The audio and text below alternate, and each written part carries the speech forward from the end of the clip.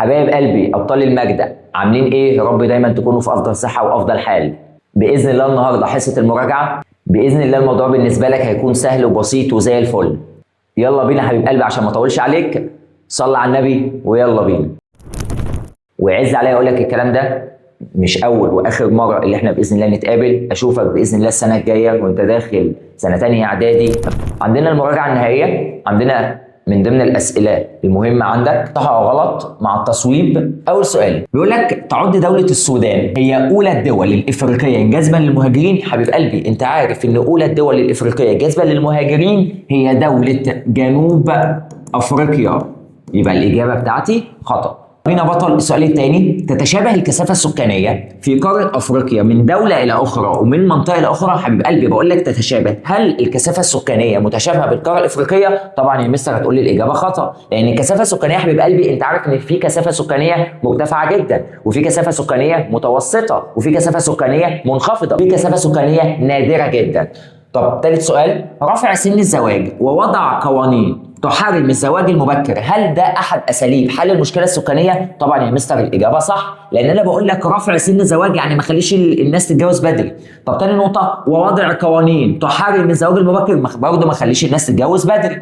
طبعا الاجابه صح. طب رابع سؤال يا بطل، هل الهجرة المغادرة هي حركة الهجرة إلى القارة الإفريقية؟ طبعا يا مستر هجرة مغادرة إلى القارة الإفريقية، طبعا يا مستر الإجابة خطأ، لأن إلى القارة الإفريقية تبقى هجرة اسمها هجرة وافدة. طب الهجرة المغادرة هي الهجرة النازحة يا بطل الأبطال. طب بص كده السؤال رقم 5، المناطق الصحراوية هي مناطق ذات كثافة سكانية منخفضة. طب المناطق الصحراوية حبيب قلبي منخفضة؟ خطأ يا مستر. أمال يا مستر نادرة، وفي فرق ما بين منخفضة وفي فرق ما بين نادرة. حبيب قلبي كلمة منخفضة الفرق ما بينها وما بين نادرة إن منخفضة لو جه قال لك يا مستر حشائش، أي بقى حشائش؟ لا إما الستبس لا إما سافانا.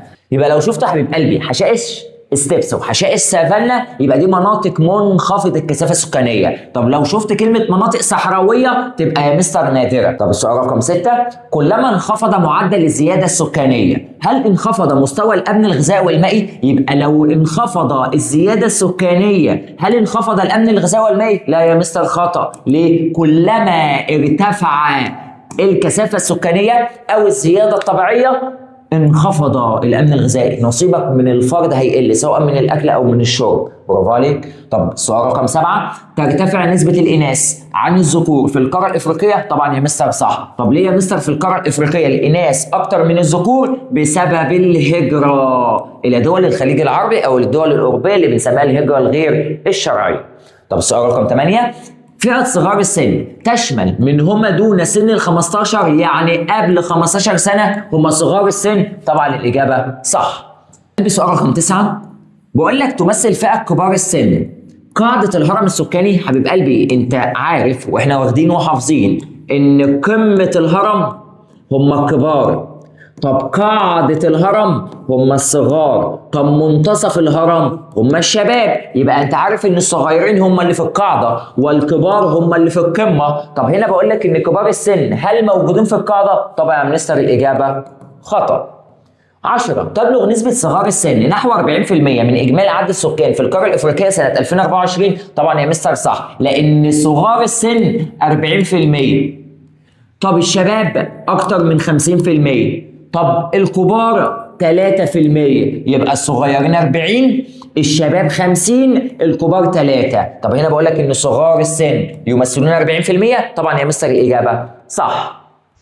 11 بيقول لك من المتوقع سنة 2025 انتقال أفريقيا إلى المرحلة الثالثة في التحول الديموغرافي. طبعا يا مستر الإجابة صح. طب هتقول لي يا مستر إن أفريقيا هي في المرتبة كام في التحول الديموغرافي؟ هي في المرتبة الثانية في التحول الديموغرافي. طب هي يا مستر هتخش إيه؟ هتخش الثالثة. طب إيه الفرق ما بين الثانية والثالثة؟ بص يا حبيب قلبي أنت عندك 4 في التحول الديموغرافي، 4 مراحل لازم تكون عارفهم.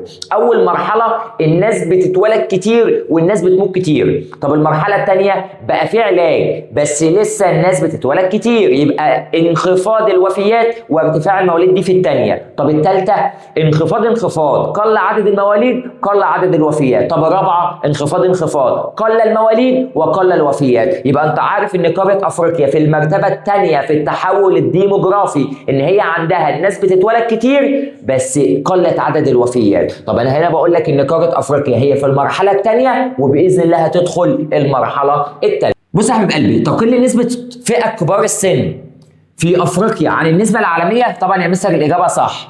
يعمل بالصناعه في قاره افريقيا اقل من ربع سكان القاره، طبعا يا مستر الاجابه صح. طب ليه يا حبيب قلبي الاجابه صح؟ لان في الصناعه يعمل اقل من 25% في حرفه الصناعه في افريقيا. طب مين اللي بتساوي نص الايدي العامله؟ طبعا يا مستر حرفه الزراعه. طب 14 تعد قاره افريقيا هي اعلى قارات العالم في عماله الاطفال، طبعا يا مستر الاجابه صح. طب يا مستر مين اولى الدول في عماله الاطفال في العالم؟ اول دوله اسمها إريتريا، تاني دولة اسمها الصومال، تالت دولة اسمها الكونغو الديمقراطية. يبقى الأولى إريتريا، الثانية الصومال، الثالثة الكونغو الديمقراطية. طب 15 دولة الصومال من أكثر الدول التي يعمل بها عمالة الأطفال في سن مبكر، طبعا الإجابة صح. طب هي مستر المرتبة كام الصومال؟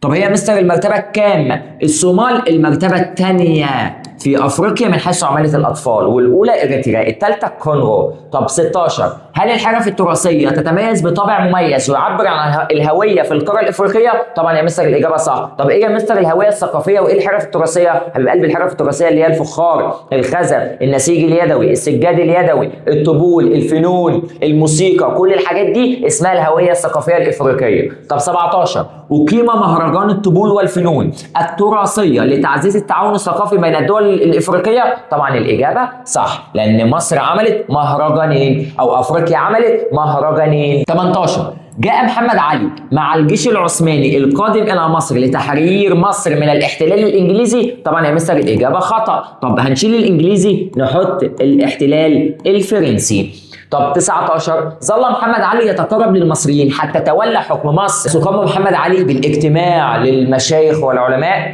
وتقرب للمصريين حتى ان هم اختاروه في سنه 1805 ان هو يكون رئيسا لمصر. طب 20 شرع محمد علي في بناء مصر الحديثه ثم وجه اهتمامه للقاره الافريقيه، طبعا الاجابه صح. اشتهر الجنود السودانيون بالشجاعه والقوه، طبعا الاجابه صح، وده مثل ان محمد علي اتجند في الاول من السودانيين لانهم يشتهرون بالقوه والشجاعه. 22 قسم محمد علي السودان اداريا الى 7 مديريات، طبعا يا مستر الاجابه صح، وعين على ال7 مديريات الحكمدار، والحكمدار كان موجود في مدينه اسمها الخرطوم ودي العاصمه، وقسم المديريات الى اقسام وعين على كل قسم ناظر. برافو عليك. 23 كانت مديريات السودان تتتبع لنظارة الخارجية في القاهرة. حبيب قلبي السؤال ده بيوقع طلبة كتير، يبقى بقول لك ان مديريات السودان اللي هم 7 مديريات، وال7 مديريات دول يا حبيب قلبي انت عارف ان هم اللي يحكمهم حكمدار، والحكمدار موجود في مدينة الخرطوم اللي هي العاصمة، وتحت كل ده نظارة موجودة في القاهرة اسمها نظارة أو وزارة، يبقى كلمة نظارة هي نفسها وزارة. وزارة الخارجية بالقاهرة لا يا مستر، أمال وزارة الداخلية اللي كان يحكمها محمد علي، يبقى الإجابة خطأ يا مستر. 24 أسقط سعيد باشا الضرائب على الجنود في السودان، طبعا يا مستر الإجابة صح لأنه قام سعيد باشا بإصلاحات إدارية، عسكرية، سياسية، اقتصادية، كل ده موجود في دولة السودان. هل الحشرات الضارة هل أحد المعوقات البشرية التي أوقفت توسعات في القارة الإفريقية؟ هل الحشرات الضارة دي معوقات بشرية؟ طبعا يا مستر هتقول الإجابة خطأ، أمال هنشيل بشرية نحط طبيعية. 26 بقول لك كانت الزراعة الكثيفة هي النمط السائد للزراعة في القارة الإفريقية قبل القرن العشرين. قبل القرن العشرين يعني قبل سنة 1900. أيوة يا حبيب قلبي، شفت كلمة قبل القرن العشرين يبقى مش كثيفة يا مستر، أمال نشيل كثيفة نحط بسيطة أو بدائية. يزرع البن في شمال وجنوب قارة أفريقيا؟ لا يا مستر، خطأ يا مستر. طب البن يا مستر بيتزرع فين؟ بيتزرع يا حبيب قلبي في الغرب الشرق والوسط. اللي بيتزرع في الشرق بس الشاي، كنت بقول لك شين شين شين، شاي شرق عشر، برافو. طب ايه اللي بيتزرع في الغرب؟ الكاكاو. طب ايه اللي بيتزرع في الوسط وفي الغرب والشرق؟ البن. وكل دي اسمها محاصيل المنبهات. طبعا الاجابه خطا. 28 تشتهر مصر والسودان بانتاج قطن طويل التيله. طبعا يا مستر الاجابه صح. طب ليه يا حبيب قلبي؟ لان مصر والسودان ينتجون اجود نوع من انواع القطن في العالم، وهو قطن طويل التيله. يعتبر البترول من مصادر الطاقه الاكثر تلوث البيئه. طبعا يا مستر الاجابه خطا. قلب الاكثر هو الفحم، هو اكثر مصدر طاقه ملوث. 30 يستخرج الفوسفات من صخور ناريه. طبعا يا مستر الاجابه خطا. طب الفوسفات بيطلع من صخور اسمها صخور رسوبيه. صخور ايه؟ رسوبيه. طب ايه يا مستر اللي في الصخور الناريه؟ هتقول لي والله يا مستر نحاس، هتقول لي ماس، هتقول لي ذهب. قولهم تاني، يبقى نحاس ماس ذهب، دي في الصخور الناريه المتحوله. طب 31 تحتل غينيا المرتبة الأولى في إنتاج الذهب. أنت عارف يا حبيب قلبي إنتاج الذهب يعني غانا. طبعا الإجابة خطأ. طب غينيا هتبقى أولى الدول في معدن البوكسايت. كنت دايما بقولها لك حديد كروم جنوب أفريقيا، البوكسايت غينيا. طب الذهب غانا، الماس بوتسوانا، الكوبالت كونغو الديمقراطية، اليورانيوم ناميبيا، الفوسفات مغرب. 32 تعاني قارة افريقيا من نقص في مصادر الطاقة الاحفورية. طبعا يا مستر الاجابة خطأ. طب ليه يا مستر طاقة احفورية؟ حبيب قلبي الطاقة الاحفورية اللي هم الفحم والبترول والغاز الطبيعي. لا يا حبيب قلبي، ان فحم بترول غاز طبيعي؟ لا يا مستر افريقيا ما عندهاش نقص طبعا. طب 33 تطل قارة افريقيا على محيطين وبحر واحد. حبيب قلبي قارة افريقيا فيها محيطين فيها بحرين، فيها محيطين فيها بحرين. البحرين البحر الاحمر والبحر المتوسط. طب ايه هما المحيطين؟ المحيط الهندي والمحيط الاطلنطي. طبعا الاجابة خطأ. طب 34 تصنف جزيرتين زنجبار والجفتون. كلمة حبيب قلبي زنجبار هي موجودة في تنزانيا. طب الجفتون او الجفتون موجوده في مصر. طب هل ده ذوات طابع محلي؟ لا يا حبيب قلبي ده مش طابع محلي، امال طابع دولي. يبقى الاجابه خطا، نكتب هنا دولي. طب 35 يقطع طريق القاهره وكيب تاون قاره افريقيا من شمالها الى جنوبها. طبعا يا مستر الاجابه صح. ليه يا حبيب قلبي؟ ان كيب تاون اصلا موجوده في جنوب افريقيا والقاهره موجوده في شمال افريقيا.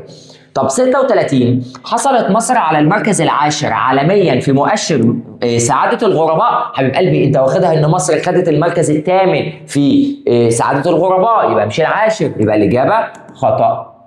نعمل كده ونعمل ايه؟ الثامن. 37 ارتبطت حركة الاستعمار الأوروبي في المرحلة الثانية بالثورة الصناعية. طبعا الإجابة مستر صح. يبقى قلبي انت عارف ان الاستعمار اما جه كان في مرحلة أولى وكان في المرحلة الثانية. حبيب قلبي المرحلة الأولى دي اسمها كشوف جغرافية.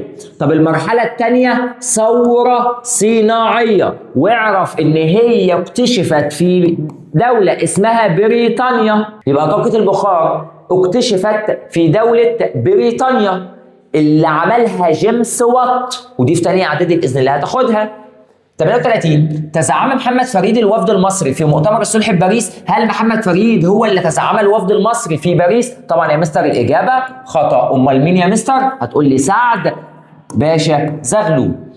39 حاول الاستعمار الإيطالي محو الهوية العربية لدولة الجزائر. حبيب قلبي أنت عارف إن دولة الجزائر هو مش استعمار إيطالي، أمال استعمار فرنسي. تبقى الإجابة خطأ. 40 استمر الاحتلال الهولندي لجنوب افريقيا نحو قرن. لا يا مستر، جنوب افريقيا كانت في الاول احتلال هولندي، بعد كده بقت احتلال بريطاني.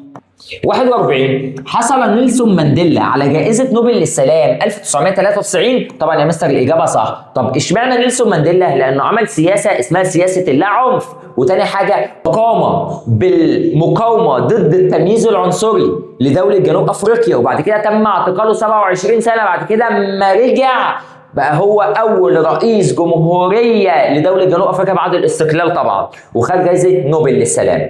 42 اطلقت اثيوبيا مبادره اسكات البنادق. شفت كلمه اسكات البنادق؟ يبقى مش اثيوبيا، امال دوله مين؟ دوله مصر يا مستر. عد تكتل الكوميسا هو اكبر تكتل اقتصادي في افريقيا من حيث المساحه؟ لا يا مستر، الاجابه خطا، مش الكوميسا. الكوميسا ده هو الثاني. طب مين الاول؟ هو تجمع اسمه الساحل والصحراء، وده اتلغى عندك في المنهج، تمام؟ بس اعرفه.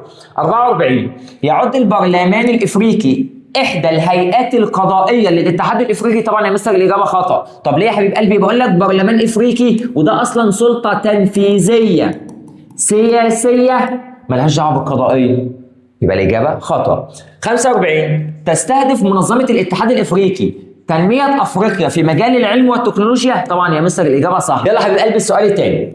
تأتي قارة أفريقيا في المرتبة النقط عالميا من حيث عدد السكان. حبيب قلبي أنت عارف إن أفريقيا هي في المرتبة الثانية من حيث عدد السكان. طب مين الأولى يا مستر؟ هي آسيا. 2 إحدى المناطق ذات كثافة سكانية مرتفعة. بقول لك ذات كثافة سكانية مرتفعة، يبقى وادي النيل. طب اشمعنى يا مستر؟ بما تفسر لأن يوجد بها تربة خصبة صالحة للزراعة، يبقى فيها مية عذبة. برافو. طب ثالث سؤال. أولى الدول الإفريقية من حيث ارتفاع المواليد تبقى وانت مغمض دولة النيجر.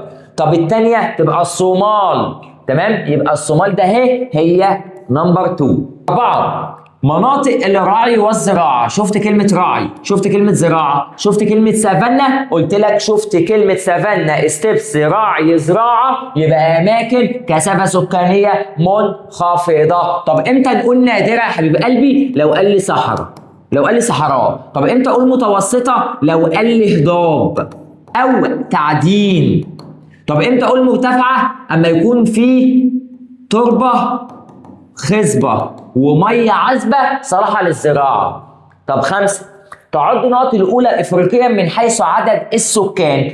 طبعا نيجيريا، يبقى إيه الأولى؟ نيجيريا. إيه الثانية؟ أثيوبيا. إيه الثالثة؟ مصر. تعد هضبة الحبشة من المناطق المرتفعة ذات المناخ المعتدل، يبقى هضبة الحبشة هي ذات كثافة سكانية متوسطة.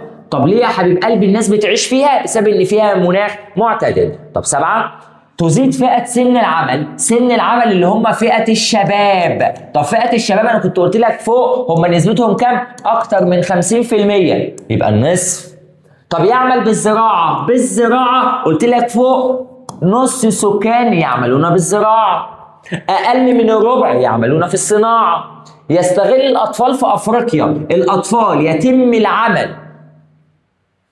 يتم عمل الأطفال في القارة الإفريقية لأغراض هل اجتماعية سياسية؟ هل اقتصادية عسكرية؟ هل سياسية دينية؟ هل ثقافية اقتصادية؟ طبعا يا مستر اقتصادية عسكرية، لأن هم بيشتغلوا في الرعي والزراعة وفي نفس الوقت أنت بتدخلهم الجيش.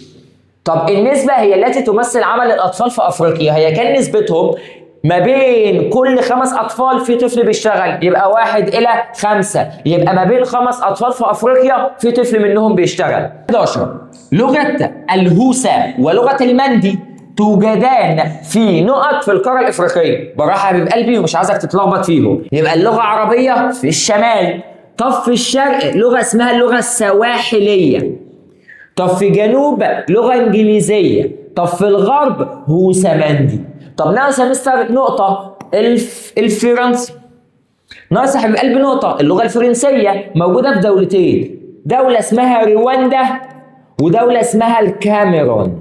يبقى رواندا الكاميرون لغة فرنسية، جنوب أفريقيا لغة إنجليزية، الشرق سواحلية، الشمال لغة عربية، الغرب هوسا مندي. أقر محمد علي استخدام نقط للفصل في النزاعات بين السكان في السودان. هل يا مستر محمد علي استخدم إيه؟ هل استخدم القانون السوداني؟ لا يا مستر. هل استخدم الأعراف والتقاليد؟ لا يا مستر. هل استخدم الوصايا؟ لا طبعا استخدم القانون العثماني. طب 13 نشر محمد علي لتعليم أبناء السودانيين القراءة والكتابة وحفظ القرآن الكريم. طبعا أول ما تشوف قراءة كتابة حفظ القرآن الكريم قول الكتاتيب على طول. تمام. أدخل محمد علي زراعة نقط إلى السودان. محمد علي أدخل محاصيل زراعيه في السودان؟ اه يا مستر، القطن وقصب السكر. طب 15 كلف محمد علي نقط بحمايه طرق التجاره في السودان. محمد علي عشان يحمي طرق التجاره يا مستر في السودان كلف ناس اسمهم شيوخ القبائل. طب بعد كده اصبح حكم محمد علي وراثيا. شفت كلمة وراثيا يبقى على طول دماغك تجيب فرمان 1841، وده النتائج بتاع معاهدة لندن. وده النتائج بتاعت معاهدة لندن سنة 1800 اللي كانت ما بين الدول الأوروبية مع السلطان العثماني، كل ده ضد محمد علي. 17 أنشأ الخديوي إسماعيل فنار على ميناء بربرة وصل إلى خليج عدن يا حبيب قلبي. طب 18 تم اكتشاف منابع النيل الاستوائية والوصول إلى مديرية خط الاستواء. أنت خدتها الترم اللي فات، اللي وصل إلى جنوب دائرة الاستواء هو الخديوي إسماعيل. طب 19 أقام سعيد باشا معسكر الجيش على نهر. سعيد باشا عمل جيش على نهر المنع تجارة الرقيق وانت مغمض تقول الصوبات. 20 يا حبيب قلبي أي الحكام التاليين لم يهتم هو ما اهتمش بالكشوف الجغرافية؟ هل محمد علي ما اهتمش؟ لا مستر محمد علي اهتم. هل سعيد ما اهتمش؟ لا مستر سعيد اهتم. هل الخديوي اسماعيل ما اهتمش؟ اسماعيل اهتم طبعا. امال عباس باشا؟ طب عباس باشا الشاطر اللي هيقول هو اهتم بالتعليم واهتم بالتجارة فقط، يبقى تعليم تجارة، وهو اللي أنشأ مدرسة تمام موجودة في السودان جاب مين فيها؟ رفاعة الطهطاوي، ما تنساش الاسم ده. 21 أي من الدول الإفريقية التي اعتمدت على الزراعة الذكية مناخيا؟ عندك 3 حبيب قلبي اعتمدوا على الزراعة الذكية مناخيا، هنقولهم مع بعض: مصر، غانا، مالي. تاني مصر، غانا، مالي. طب هو انا جايب لي مالي. 22 من انواع المحاصيل المنبهات. قلت لك يا حبيب قلبي محاصيل المنبهات هم 3 حاجات: في بن، في كاكاو، في شاي. طب هو انا جايب لي الكاكاو. تأتي قارة نقط في المرتبة الأولى من حيث مساحة المراعي. طبعا يا مستر قارة آسيا، يبقى آسيا المرتبة الأولى. طب من المقومات الطبيعية أنا عايز مقوم طبيعي من عند ربنا خلقه. هل تقدم علمي؟ هل أداة عاملة؟ هل وسائل نقل؟ طبعا لا لا لا. أمال نوع الصخور. بإذن الله الدنيا تبقى سهلة معاك. من المعادن النفيسة. النفيسة يعني الغالية التي تنتجها قارة أفريقيا. طبعا يا مستر الماس. تعد دولة نقط الأولى في إنتاج الحديد. قلت لك يا حبيب قلبي حديد كروم جنوب افريقيا. طبعا جنوب افريقيا. 27 من الصناعات التحويليه الخفيفه. شفت كلمه خفيفه هتقول لي حاجتين والله يا مستر: صناعات غذائيه، غزل ونسيج. طب هو انا جايب لي صناعات غذائيه، مطاط، صناعات كيميائيه، قطع اشجار. طبعا صناعات غذائيه. 28 تعد اكثر قارات العالم مصدرا للسائحين. اكثر قاره بتدي او بتودي سائحين من عندها طبعا هتقول لي قاره اوروبا. 20 تكثر السياحه البحريه. انا عايز سياحه ايه؟ بحريه في قاره افريقيا ناحيه طبعا يا مستر وانا مغمض الشرق، لان الشرق تتمثل في ان في جزيره اسمها جيفتون، وفي البحر الاحمر، وكل دول اصلا ذات مواقع سياحيه يا مستر. طب 30 يشترك الاتحاد الافريقي ومنظمه السياحه العالميه في المساهمه للقضاء على حبيب قلبي. انا بقول لك ان الاتحاد الافريقي مع منظمه السياحه العالميه ان هما الاثنين لو جم مع بعض فانا هبني فنادق، وطالما شفت كلمه فنادق شفت منتجعات سياحيه، فانا كده هقضي على مشكله البطاله، لان اما اعمل فنادق ده يؤدي الى توفير فرص عمل يا مستر للشباب، فمش هيكون في بطاله. تمام لحد الان مفيش اي مشاكل خالص. يعد نشر اللغه الاوروبيه وجعلها لغه رسميه. بص يا حبيب قلبي السؤال ده اهو مهم جدا. بقول لك ان الدول الاوروبيه عايزه تنشر اللغه بتاعتها وان تجعلها لغه رسميه داخل الدول الافريقيه. طب هل ده يا مستر استغلال شعارات انسانيه؟ لا. كلمه شعارات انسانيه يعني منع تجاره الرقيق زي ما انجلترا عملت في زنجبار. هل ده امتيازات اجنبيه؟ لا يا مستر. الاثنين ده هم. هل ده خداع سياسي؟ لا يا مستر. طبعا غزو ثقافي. واديني مثل يا مستر زي انجلترا اما راحت جنوب افريقيا خليتها تتكلم لغه انجليزيه، فرنسيين اما راحوا دوله رواندا والكاميرون. برافو عليك. 32 اجبرت الدول الاستعماريه الشعوب الافريقيه على التبعيه لها، يعني تكون تابع لحد، تكون ماشي وراه. طب هل ده يا مستر تمييز عنصري؟ لا. طب هل ده حد من الحريات؟ لا. هل ده قمع حركه وطنيه؟ لا. امال محاوله تدمير الهويه الوطنيه. لو شفت كلمه اجبرت الدول الاستعماريه على التبعيه لها، انت عايزه تخليك اللي انت تابع ليها، يبقى ده اسمها تدمير هويتك يا مستر، ما يكونش لك راي اصلا. تمام؟ مش الحد من الحريات، هنجي لها دلوقتي. 33 بدأ الاحتلال البريطاني لمصر بعد دخول القوات البريطانية إلى مدينة طبعا يا مستر اسكندرية. أسسها مصطفى كامل الحزب، طبعا وأنا مغمض، الحزب الوطني سنة 1907. أنشأ نقط أول نقابة عمالية 1909، طبعا يا مستر محمد فريد. 36 نجحت في احتلال الجزائر. مين اللي احتلت الجزائر؟ دولة فرنسا. وانت عارف ليه فرنسا احتلت الجزائر؟ بسبب محصول القمح. برافو. 37 يوجد مقر مركز الساحل والصحراء لمكافحة الإرهاب موجود في القاهرة. يبقى ودي مش عليك بس ركز فيها، يبقى مقر مركز الساحل والصحراء لمكافحة الإرهاب موجودة في محافظة القاهرة. طب 38 تمثل مبادرة إسكات البنادق. إسكات البنادق، إسكات البنادق اللي كانت عملتها مصر، ده طبعا يا مستر في المجال الأمني. إحدى الهيئات الاتحاد الإفريقي القضائية، هيئة قضائية، طبعا برلمان ده سياسي تنفيذي. بنك مركزي افريقي ده اقتصادي. طب هل مفوضية؟ يا مستر مفوضية الافريقية لحقوق الانسان. طب مجلس تنفيذي؟ ده برضه سياسي. يبقى انا بقول لك قضائية، يبقى المفوضية الافريقية لحقوق الانسان. يعود تأسيس أول مستعمرة أوروبية في جنوب أفريقيا على يد شركة تسمى الهند الشرقية الهولندية. بعد كده أما ظهر الماس والذهب حصل صراع بين الاحتلال الهولندي وبين الاحتلال البريطاني. ومين اللي كسب؟ بريطانيا. مين اللي خسر؟ هولندا. صلى على النبي حبيب قلبي.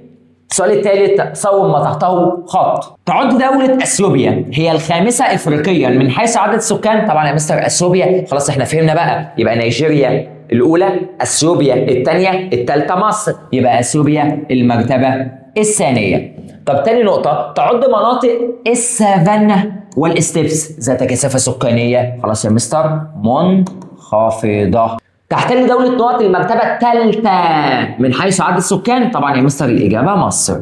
تمثل تشمل فئة كبار السن، هم من أكتر من 15 ل 64. لا يا حبيب قلبي دي بنسميها فترة الشباب. طب 5 تمر قارة أفريقيا بالمرحلة نقط من نظرية التحول الديموغرافي. أفريقيا في المرحلة الثانية وبإذن الله هتدخل المرحلة الثالثة. يتحدث سكان دولة الكاميرون اللغة الفرنسية. طب ممكن نحط مع الكاميرون رواندا، يبقى رواندا كاميرون فرنسية. دولة الجزائر تنتمي إلى دول جنوب الصحراء. لا يا مستر، طبعا شمال أفريقيا أو شمال الصحراء الكبرى. ينتقل مرض نقط بواسطة ذبابة التسيتيسي في الغابات الاستوائية. مرض ده يا مستر اسمه مرض النوم. يعد النشاط نقط أحد الركائز الأساسية في القارة الإفريقية، طبعا حرفة الزراعة. 10 يزرع الكاكاو في الشرق. لا يا مستر الكاكاو بيتزرع في الغرب. طب ايه اللي بيتزرع في الشرق؟ طبعا الشاي. طب ايه اللي بيتزرع في الشرق والغرب والوسط؟ طبعا البن. 11 يبقى البن ده بيتزرع في الشرق والوسط. 11 تعد دولة الكاميرون هي أولى الدول الإفريقية في إعداد الأبقار. حبيب قلبي الأبقار أولى الدول هتبقى أثيوبيا. طب لو قال لي أغنام معز تبقى نيجيريا. طب لو قال لي إبل يبقى تشاد. تأتي دولة المغرب هي المركز الأول في الإنفاق في البحوث الزراعية. حبيب قلبي شفت كلمة بحوث زراعية وتطور زراعي، يبقى مش المغرب أمال دولة مصر وأنت مغمض. يعد نقط هو الخام الرئيسي لإنتاج الألمنيوم. إيه هي مادة خام الألمنيوم يا مستر؟ تبقى البوكسايت. والبوكسايت دولته غانية.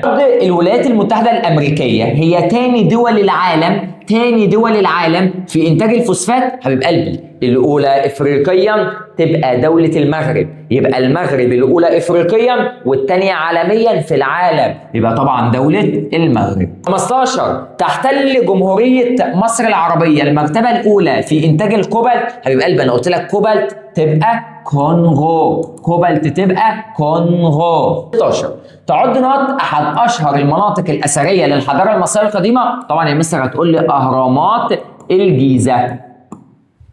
طب السؤال اللي بعده، تعد السياحه بالنسبه لدول افريقيا هل مصدر يا حبيب قلب فرعي؟ لا يا حبيب قلبي، هتقول مصدر اساسي. 18 تعد وسيله النقل النهري هو اغلى واحدث؟ النقل النهري لا يا حبيب قلبي، النقل النهري هو ارخص واقدم.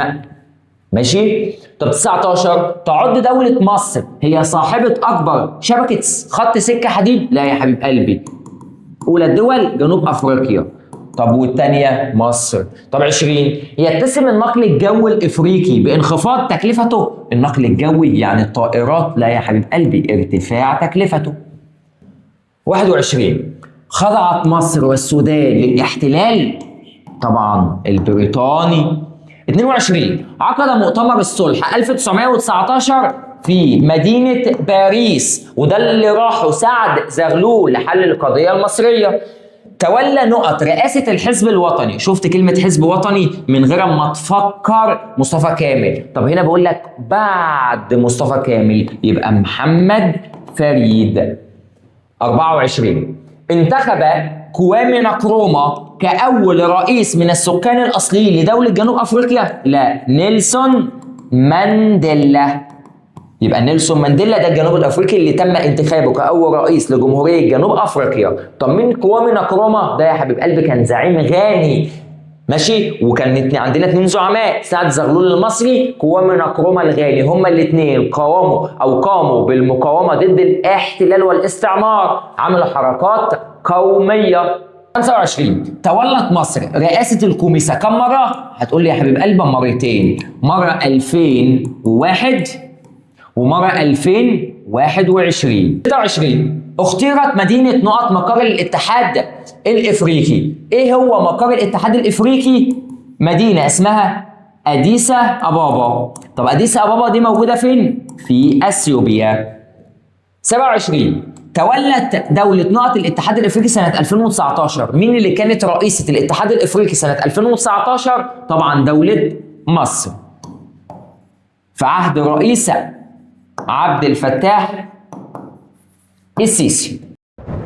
صلى على النبي وركز معايا في السؤال الرابع. اكتب ما تشير اليه عباره. محصول يزرع في المناطق الاستوائيه يشبه البطاطا. شفت كلمه يشبه البطاطا؟ يبقى الكثافه. منطقه بيئيه، السؤال ده مهم قوي قوي قوي. منطقه بيئيه طبيعيه مأهوله بنوع واحد او اكتر من نوع من الكائنات البحريه، دي بنسميها موائل بحريه. يبقى ده تعريف الايه؟ الموائل البحريه.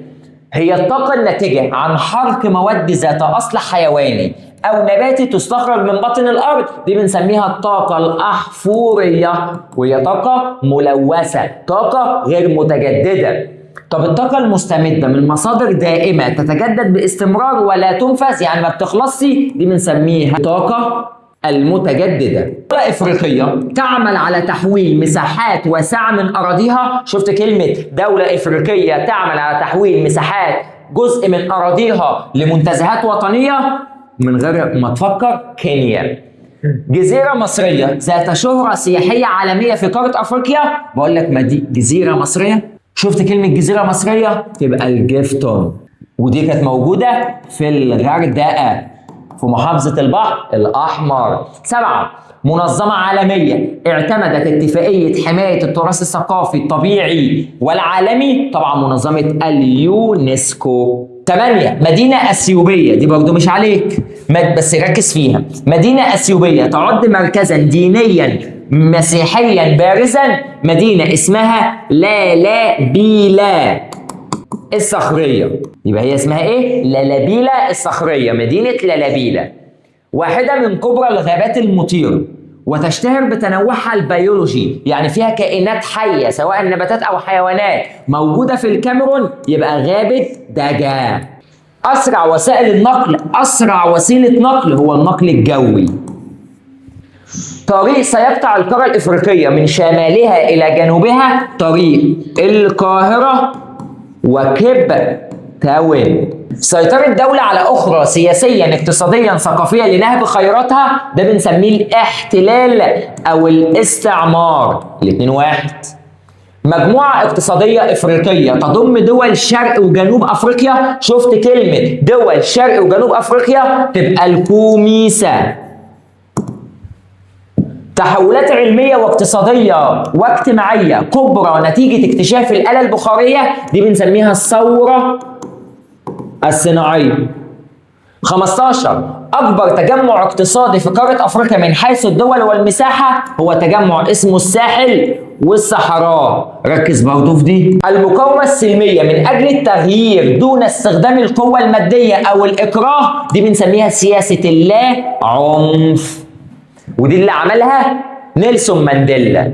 أحد الأساليب، السؤال ده جميل جدا، أحد الأساليب التي اتبعها الاحتلال الأوروبي ومنع الشعوب الإفريقية في حق المشاركة في الحكم. حبيب قلبي أنا بقول لك الاحتلال إيه؟ الأوروبي عمل إيه؟ منع الشعوب الإفريقية لحق المشاركة في الحكم. يبقى أنت لو شفت حق مشاركتك في الحكم أنت مش عارف تاخدها، أنت مش بتشارك في الحكم، يبقى دي بنسميها الحد من الحريات. أما جيت قلت لك في اختر التبعية، شفت كلمة تبعية؟ يبقى تدمير الهوية الوطنية بتاعتك. طب هنا أنا إمتى اخترتها الحد من الحريات؟ في منع الشعوب الإفريقية من حق المشاركة. أنا مش عايزك تخليك تشارك من الحكم، أنا كده بحجمك يا مستر، أنا كده بأيدك. يبقى الحد من الحريات. تولت دولة نقط رئاسة منظمة الكوميسة مرتين، مرة 2001 مرة 2021، تبقى دولة مصر. عملية بيع وشراء البشر كعبيد واستغلالهم في العمل الإجباري، دي بنسميها تجارة الرقيق. مدينة سودانية اهتم بها محمد علي وكانت مركز سكاني في الشرق، هنقول ايه؟ هنقول الخرطوم ولا كسلة؟ لو شفت كلمة مركز سكاني وفي الشرق تبقى على طول كسلة. طب لو قال لي العاصمة تبقى الخرطوم. مجالس أنشئت، السؤال ده هو 22 23 واحد بإذن الله موجود بكرة في الامتحان.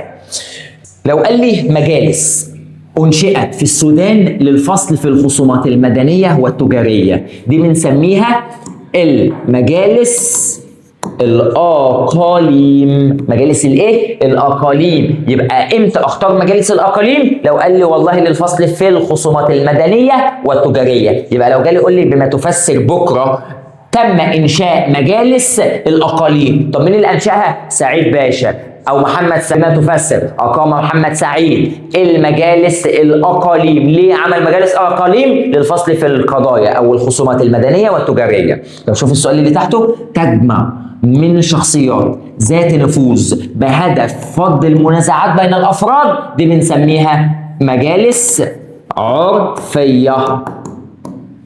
ودي طبعا الاشراك في حكم دولة السودان. جمعية أرسلت العديد من الرحلات الاستكشافية لكشف منابع نهر النيل، دي بنسميها الجمعية الجغرافية البريطانية. قولوا تاني، يبقى الجمعية الجغرافية البريطانية. كانت عاصمة السودان ومقرا للحيكمدار. شفت الفرق؟ شفت الفرق ما بين هنا سؤال رقم 20 وسؤال رقم 25؟ أنا قلت لك 20 أصبحت مركز سكاني في الشارع، يبقى كسلة. طب إمتى أختارها؟ لو قال لي العاصمة يبقى طبعا هنقول مدينة الخرطوم، ودي كانت مقر للحكمدار ودي كانت مقر للحكمدار، وطبعا معسكر للجيش.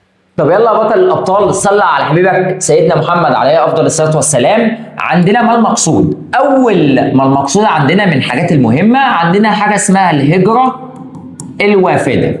وانت عارف يا حبيب قلبي ان الهجره الوافده هي حركه انتقال الافراد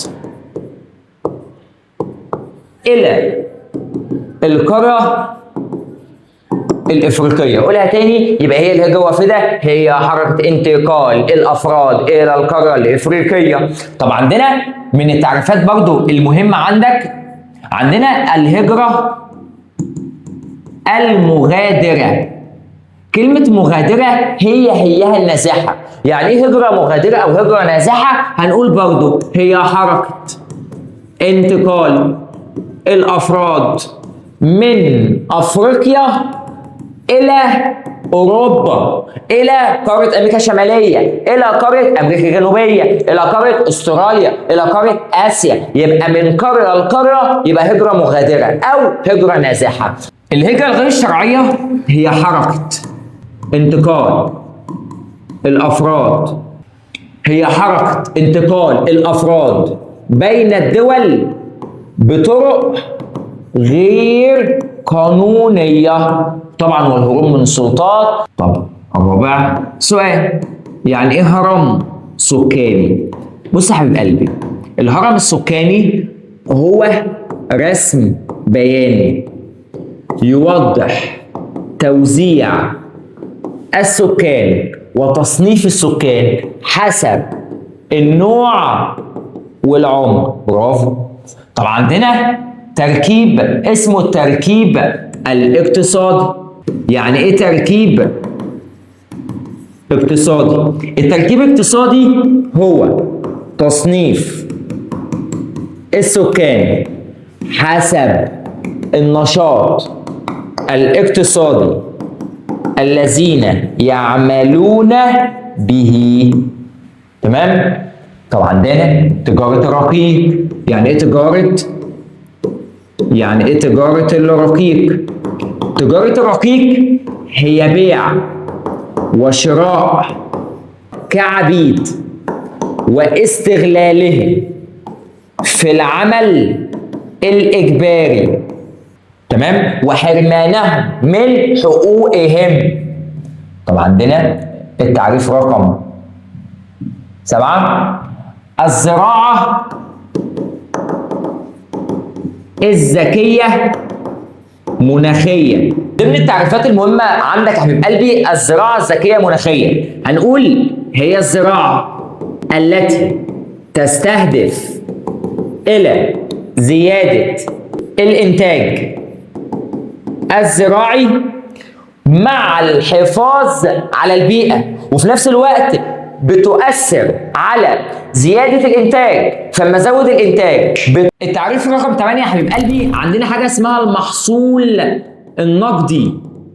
وكلمة المحصول النقدي هو المحصول التي اعتمد على الحصول على الأموال الخارجية. الأموال الإيه؟ الخارجية، يعني يهدف إلى زيادة الإنتاج التجاري. يعني أنا مش بعمله عشان آكل، أنا بعمله عشان أكسب فلوس، وده زي محصول القطن والمطاط. التعريفات يا حبيب قلبي المهمة عندنا اسمها الطاقة الأحفورية. يعني إيه يا حبيب قلبي طاقة أحفورية؟ هنقول هي مصادر طاقة ذات أصل حيواني ونباتي داخل القشرة الأرضية وموجودة في باطن الأرض، بس لها تأثير سلبي لأن أنا بزود الاحتباس الحراري بغاز يسمى ثاني أكسيد الكربون. تمام؟ طب عندنا يعني إيه تعدين مستدام؟ هي إدارة الموارد المعدنية بالتوازن بين البيئة والإنسان. فأما الإنسان ما بيأثرش في البيئة وهو بيستخرج المعادن، فده بيحافظ عليها للأجيال القادمة. يبقى ده اسمه تعدين مستدام. من ضمن التعريفات المهمة عندك الغرف التجارية، وده من أهم التعريفات عندك. كلمة الغرف التجارية هنقول هي مؤسسة ذات موارد خاصة. يبقى هي مؤسسة ذات موارد خاصة تشرف على التجارة والاستثمار. قولها بقى كده، وركز فيها جامد جدا جدا جدا. يبقى هي الغرف التجارية هي مؤسسة ذات موارد خاصة تشرف على التجارة وكمان الاستثمار. تمام؟ طب السؤال السادس يا حبيب قلبي، مين هو سعد زغلول؟ اذكر عمل لكل منه. مين هو سعد زغلول؟ هو زعيم مصر أنشأ لجنة وفد سنة 1919 لمقاومة الاحتلال البريطاني، وطلب منهم ان هو يسافر في مؤتمر الصلح اللي في باريس. تمام، انت كده قلت كل حاجة عنه. طب مين هو كوامي نكروما؟ ده كان زعيم غاني قاد المقاومة والحركة الوطنية ضد الاستعمار والاحتلال وتم نفيه خارج البلاد. مين هو أحمد عرابي؟ كان أحد رجال الجيش المصري قاد الثورة العربية ضد الاستعمار البريطاني وهم جايين يحتلوا مصر. طب مين هو محمد فريد؟ زعيم مصري أسس أول نقابة عمالية سنة 1909 وجاء بعد موت أو وفاة مصطفى كامل ومسك الحزب الوطني. طب مين هو مصطفى كامل؟ أسس الحزب الوطني سنة 1907. مين هو عبد القادر الجزائري؟ أحد زعماء دولة الجزائر والحركة الوطنية ضد الاستعمار الفرنسي، واتخذ مدينة بسكرة تكون منظمة للحركة بتاعته. طب مين هي جميلة أبو حريد؟ جميلة أبو حريد هي مناضلة جزائرية تولت الحركات الوطنية ضد الاستعمار الفرنسي. طب مين هو نيلسون مانديلا؟ نيلسون مانديلا هو أحد زعماء دولة جنوب أفريقيا، عمل سياسة تسمى سياسة اللاعنف، وظهر المقاومة بتاعته ضد الاضطهاد أو التمييز العنصري للبشرة البيضاء. تاني حاجة، وحصل على جائزة نوبل للسلام بعد اعتقاله 27 سنة، وانتخب كأول رئيس لجمهورية دولة جنوب أفريقيا. تمام؟ طب حدد حدثا أو منظمة مترتبة بالمدن التالية. أديس أبابا. أديس أبابا هي مقر الاتحاد الإفريقي. طب القاهرة هي مقر منظمة وتجمع الساحل والصحراء. طب طرابلس هي يوجد بها مقر الرئيسي لتجمع الساحل والصحراء. طب باريس عقد بها مؤتمر الصلح سنة 1919 بتاع سعد زغلول. تمام؟ السؤال الثامن، من هو أرسل حملات عسكرية للقضاء على المماليك؟ طبعا يا مستر محمد علي باشا. طب قام بإنشاء فينار على ميناء بربرة؟ طبعا الخديوي إسماعيل. طب أحد أبناء محمد علي وصل إلى بحملته إلى مدينة سينار؟ برضو الخديوي إسماعيل. طب أسس إدارة البريد في الخرطوم؟ برضو إسماعيل باشا. 5 ضابط بحري مصري، طبعا من غير ما أكمل سليم بيك القبطان. طب 6 أنشأ محطات على مسافات محدودة لتغيير دواب النقل، طبعا سعيد باشا. أعفى أهالي السودان من الضرائب؟ برضو سعيد باشا. أقام بإصلاح ترسانة الخرطوم؟ هنقول إن هو الخديوي إسماعيل. أول حكمدار تم تعيينه للسودان إسماعيل ابن محمد علي. قام بتوحيد السودان بعد أن كانت قبائل متفرقة؟ طبعا محمد علي. الاتجاه نحو أفريقيا لاكتشافها وتكوين إمبراطورية عظيمة في عهد الخديوي إسماعيل. العمل ناظرا لمدرسة ابتدائية أسسها عباس باشا الأول، هو اسمه رفاعة الطهطاوي. طب أمر بتقسيم السودان إلى 5 مديريات، تبقى سعيد باشا. وحبيب قلبي ركز، احنا في عندنا 7 مديريات، في عندنا 5 مديريات، في عندنا 12 مديرية. ايه الفرق؟ لو 7 مديريات يبقى محمد علي من غير ما تفكر. طب 5 مديريات تبقى سعيد باشا. طب لو 12 مديرية تبقى اسماعيل باشا. أعلن مبادئ الحرية والديمقراطية للحرب أو بعد الحرب العالمية الأولى؟ طبعا ويلسون. ده يا مستر كان أمريكي وما تتلخبطش ما بينه وما بين نيلسون.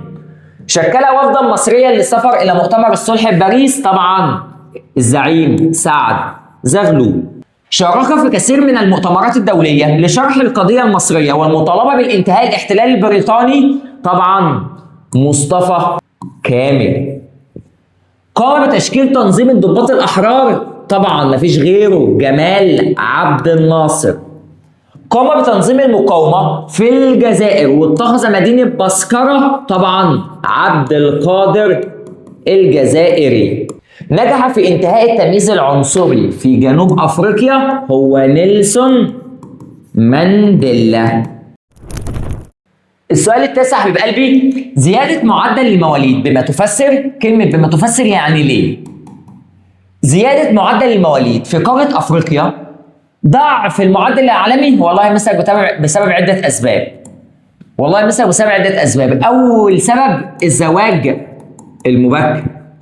تاني سبب كثرة الإنجاب.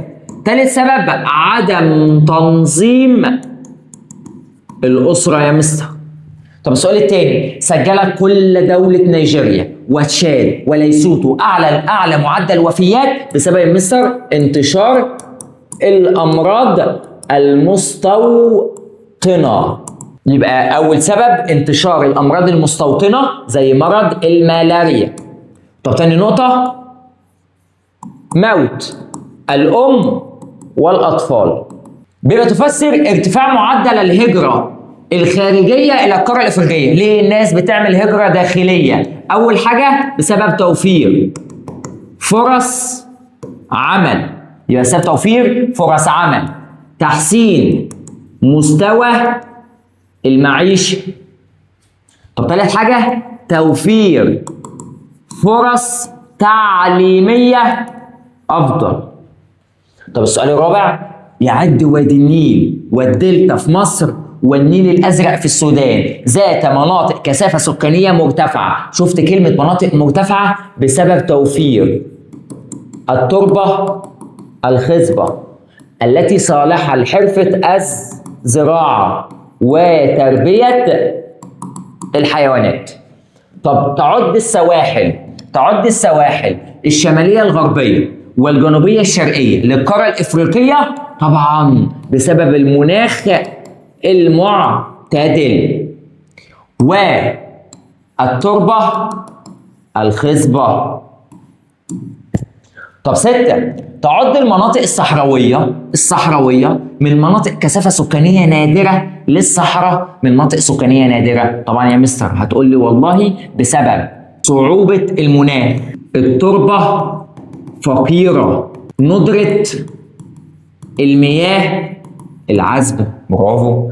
طب 7، تعاني مناطق المستنقعات بالقارة الإفريقية ذات كثافة سكانية نادرة. للمستنقعات يا مستر كثافة سكانية نادرة جدا، فيها يقل عدد السكان جدا جدا جدا بسبب أول حاجة صعوبة النقل والمواصلات. تاني نقطة انتشار الأمراض. برافو. سؤال رقم 8 يا حبيب قلبي، تعاني قارة أفريقيا بشكل عام من مشكلات السكانية. أول حاجة ليه قارة أفريقيا فيها مشاكل سكانية؟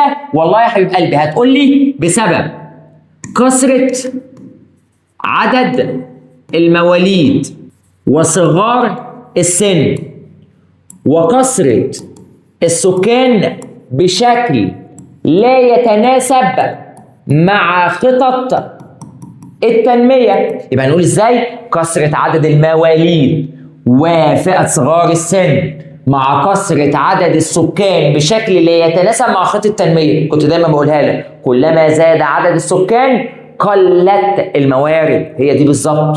طب 9، تختلف نسبة التركيب العمري من دولة إلى أخرى بسبب أول حاجة الهجرة. تاني حاجة كثرة الوفيات من الذكور عن الإناث، لأن أغلبية اللي بيسافر هو الذكور وليس الإناث. رقم 10 حبيب قلبي، يتوقع أن تتناقص من المتوقع أن تتناقص نسبة صغار السن في القارة الإفريقية سنة 2025 بسبب والله توفير الرعاية الصحية وتنظيم الأسرة. يبقى اما انظم الأسرة ويكون عندي رعاية صحية، نسبة المواليد هتنخفض، نسبة صغار السن هتنخفض. طب رقم 11، من المتوقع أن تزيد نسبة كبار السن. كبار السن هيزيدوا في القارة الإفريقية ليه يا مستر؟ بسبب إن أنا عملت تحسين الرعاية الصحية. رقم، يواجه أطفال القارة الإفريقية إلى مشكلة العمالة في سن مبكر بسبب إيه يا مستر؟ إن الأطفال بيشتغلوا بسبب ارتفاع مستوى الفقر. وطالما في فقر يبقى في صراع سياسي، يبقى ارتفاع مستوى الفقر والصراع السياسي وعدم الاستقرار السياسي. الدولة ما فيش حاجة مستقرة يا مستر. 13، انتشار اللغة العربية في شمال أفريقيا. ليه اللغة العربية انتشرت؟ بسبب هجرة القبائل العربية. يتحدث سكان دولة جنوب أفريقيا اللغة الإنجليزية. ليه جنوب أفريقيا بتتكلم إنجليزي؟ بسبب الاحتلال البريطاني. طب تتحدث سكان دولة الكاميرون اللغة الفرنسية. ليه؟ بسبب الاحتلال الفرنسي. حصول الأديب المصري نجيب محفوظ على جائزة نوبل في الأدب، هنقول بسبب أعماله التي تناولت القضايا الاجتماعية في القرن العشرين. وطالما في القرن العشرين قلت لك من القرن السنة نقص 1 حط 0. ما القرن العشرين هتنقص 1 يبقى 19 وحط 0 يبقى سنة 1900. قيام محمد علي حملة استكشافية بنفسه، قولها تاني، لتفقد الإدارة المصرية بها، وطبعا اكتشاف المعادن. أنشأ محمد علي الحاميات العسكرية في السودان. ليه محمد علي عمل الحاميات العسكرية للسودان؟ لتوفير الأمن والأمان. اهتم محمد علي بنشر الكتاتيب بما تفسر لتعليم القراءة والكتابة وحفظ القرآن الكريم. إرسال الجمعية الجغرافية الملكية البريطانية العديد من الرحلات الاستكشافية خيراتها واستغلال ثرواتها واكتشاف منابع نهر النيل. صلى على النبي يا حبيب قلبي. إنشاء المجالس العرفية في السودان. ليه؟ لإشراكهم في حكم بلادهم اللي هو السودان. يبقى شفت كلمة مجالس عرفية هتقول لي إشراكهم في البلاد، تمام؟ نبوغ عدد كبير من السودانيين في العديد من المجالات، هنقول أهو بسبب إرسال خريجين مدرسة الخرطوم. كانوا بيبعتوهم فين؟ مصر، لاستكمال التعليم وزيادة الخبرات في مختلف المجالات. 23، اهتمام الخديوي إسماعيل بإنشاء مزارع في السودان لزيادة الإنتاج الزراعي به. اعتماد بعض الدول الإفريقية على الزراعة الذكية مناخيا، طبعا لتحقيق الاكتفاء الذاتي من الغذاء. وطبعا طالما زراعة ذكية مناخيا فانت بتؤدي الى الحفاظ على البيئة من التلوثات، ما يكونش في احتباس حراري. 25، أهمية الحبوب الغذائية. هو الحبوب الغذائية مهمة في إيه؟ طبعا يا مستر غذاء للإنسان، مصدر مهم الغذاء للإنسان. طب 26، أهمية المطاط الطبيعي. أهمية كبيرة. هل المطاط الطبيعي له أهمية كبيرة؟ لأنه يستخرج منه إطارات السيارات والطائرات.